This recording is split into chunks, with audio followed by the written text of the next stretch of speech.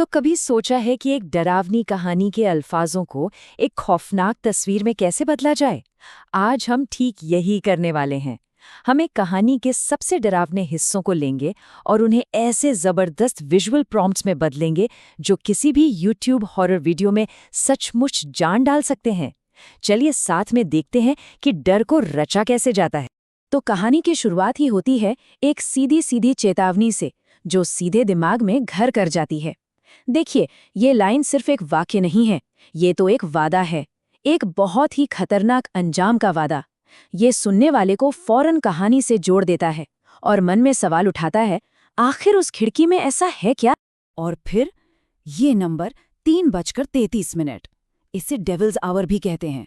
ये सिर्फ घड़ी का टाइम नहीं है, नहीं, ये तो एक इशारा है, एक उल्टी गिनती कि अब कुछ बहुत ही गलत होने वाला है। कहानी हमें ले जाती है एक बिल्कुल वीरान कस्बे के आखिरी कोने में बने एक 2 मंजिला मकान में। यहाँ एक अफवाह है, एक शाप। ऊपर की मंजिल पर एक खिड़की है जिसके बारे में कहते हैं कि वो हर रात ठीक 3:33 पर अपने आप खुल जाती है। और भाई, जिन्होंने भी उस खिड़की में देखने की जुर्रत की ना, उनका अंजाम बहुत बुरा हुआ। कुछ पागल हो गए, कुछ रातों रात शहर छोड़कर भाग गए और कुछ तो हमेशा के लिए गायब ही हो गए। ये डर सिर्फ कहानी जैसा नहीं लगता है जैसे ये सब सच में हुआ हो। अच्छा, तो अब आते हैं सबसे मजेदार हिस्से पर। हम इस कहानी के पहले शॉट के लिए अपना विजुअल प्रॉम्प्ट बनाएंगे।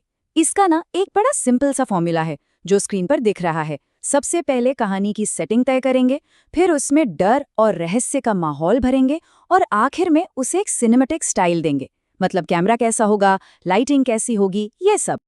और ये देखिए, ये है नतीजा। देखिए कैसे कुछ शब्द जैसे डेरेलिक्ट 2 स्टोरी हाउस, एरी ट्वाइलाइट और वाइड शॉट ने मिलकर एक पूरी तस्वीर बना दी है। ये सिर्फ एक घर नहीं है, ये एक पूरा एहसास है, अकेलेपन का, एक अनजाने रहस्य का और आने वाले खतरे का। यही तो है शब्दों को तस्वीरों में बदलने की ताकत। तो अब चलते हैं कहानी के हीरो की तरफ, उसके तजुर्बे की ओर। 7वीं रात, जब डर ने दरवाजे पर दस्तक दी, उस रात की अजीब सी खामोशी से शुरू करते हैं। सवाल ये है कि वो जागा क्यों? कोई आवाज नहीं हुई, कोई बुरा सपना भी नहीं आया, बस यूं ही आंखें खुल गईं। यही सवाल कहानी में एक अजीब सा तनाव पैदा कर देता है। और इसका जवाब, सच कहूं तो और भी ज्यादा डरावना है।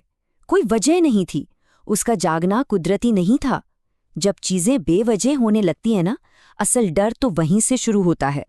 और यहीं पर पहली बार हकीकत और वहम का फर्क मिट जाता है। सच तो ये था कि खिड़की बंद थी, लेकिन एहसास ये था कि कमरे में एक अजीब बर्फीली ठंड भर गई थी। मतलब उसके सेंस उसे वो बता रहे थे जो हो ही नहीं सकता था।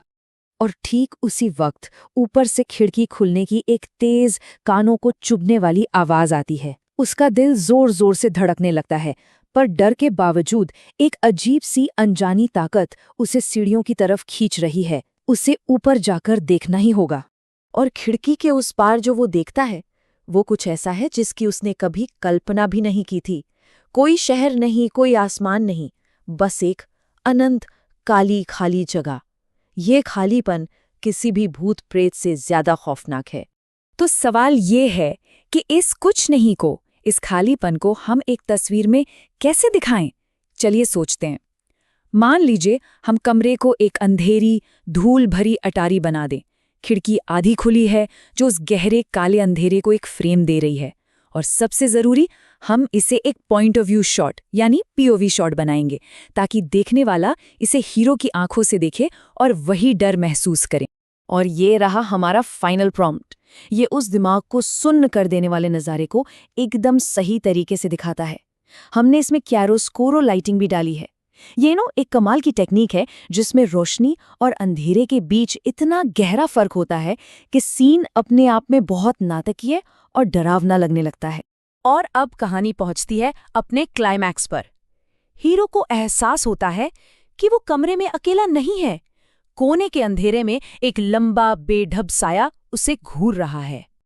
अब जरा सोचिए, क्लाइमैक्स में कितनी सारी चीजें एक साथ हो रही हैं।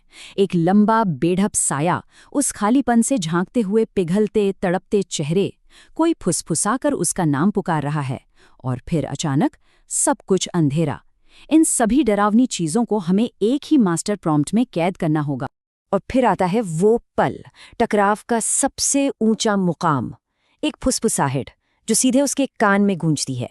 ये अल्फाज कहानी के पूरे डर को एक पर्सनल हमले में बदल देते हैं।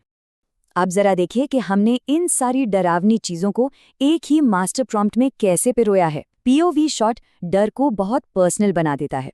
वो साया आने वाले खतरे का निशान है, और वो पिघलते चेहरे दूसरी दुनिया के आतंक को दिखाते हैं। हमने इसमें डच एंगल का भी इस्तेमाल किया है।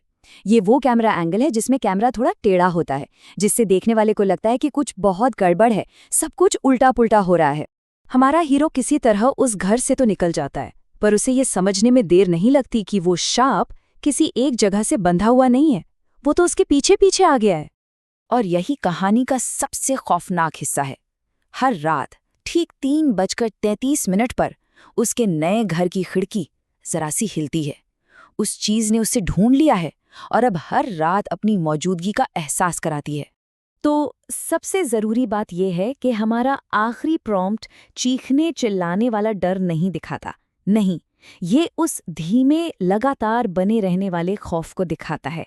यहाँ फोकस एक मॉडर्न बेडरूम पर है, जहाँ सब कुछ नॉर्मल है, सिवाय उस एक खिड़की के जहाँ पर्दे थोड़े से हटे हुए हैं और बाहर सिर्फ और सिर्फ अंधेरा है। तो हमने देखा कि कैसे कहानी के डर को शब्दों से तस्वीरों में बदला जा सकता है। अब सवाल ये उठता है कि इन तरीकों को इस्तेमाल करके कौन-कौन से नए खौफ रचे जा सकते हैं।